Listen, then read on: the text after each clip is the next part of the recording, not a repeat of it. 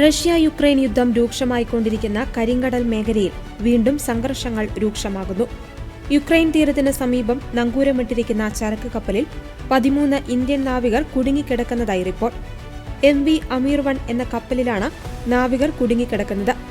മേഖലയിൽ drone missile ആക്രമണങ്ങൾ കടുക്കുന്നതിനിടെയാണ് Indian നാവികരുടെ ജീവൻ അപകടത്തിലായിരിക്കുന്നത്. തുറമുഖങ്ങൾക്കും ചരക്ക് കപ്പലുകൾക്കും നേരെ തുടർച്ചയായി ആക്രമണങ്ങൾ ഉണ്ടാകുന്നതാണ് നാവികർക്ക് വലിയ സുരക്ഷാ ഭീഷണിയാകുന്നത്. കപ്പലിന് തൊട്ടടുത്തുള്ള പ്രദേശങ്ങളിൽ മിസൈൽ പതിച്ച് കൂറ്റൻ പുകപടലങ്ങൾ ഉയർന്നുവരുന്നതിന്റെ ഭീതിജനകമായ ദൃശ്യങ്ങൾ സീമെൻസ് യൂണിയൻ പുറത്തുവിട്ടിട്ടുണ്ട്.